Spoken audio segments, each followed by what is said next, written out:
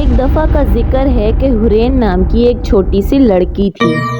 ایک دفعہ وہ چہل قدمی کرتے ہوئے جنگل میں بھٹک گئی۔ کچھ دیر چلنے کے بعد اسے ایک سامنے جھونپڑی دکھائی دی گئی اور اس نے اس جھونپڑی کے دروازے میں دستک دی۔ اس جھونپڑی میں سے بوڑھی عورت نے جواب دیا اور وہ حرین کو اندر لے گئی۔ اس کے بعد حرین کو اس نے کھانے کے لیے سرو کیا، لیکن حرین کو بہت جلد معلوم ہو گیا کہ یہ بوڑھی عورت اصل میں ایک چڑیل ہے۔ حرین کو معلوم ہو گیا تھا کہ اس بوڑھی عورت یعنی چڑیل نے اسے جھونپڑی میں قید کر کے رکھا ہے۔ دن گزرتے گئے اور حرین نے بھاگنے کی ہر ممکن کوشش کی، لیکن وہ چڑیل بہت تیز تھی۔ اس نے دروازے پر اس طرح کا میجک کیا تھا کہ اسے کھولنا ایک عام انسان کے بس کی بات نہیں تھی۔ ایک دن حرین کو جادوگرنی کی لائبریری میں ایک میجیکل بک ملی۔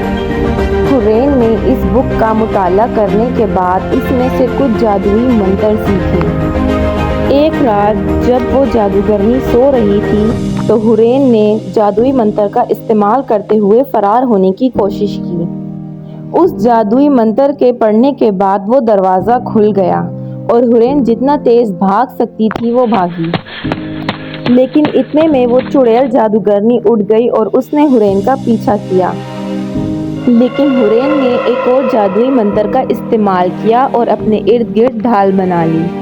چڑیل جادوگرنی بہت غصے میں تھی اور حرین کے ارد گرد بنے ڈھال کو توڑنے کی کوشش کی، لیکن حرین کے ارد گرد ڈھال بہت مضبوط تھا۔ اتنے میں حرین نے ایک اور جادوئی منتر پڑھا اور چڑیل کو پنجرے میں قید کر لیا۔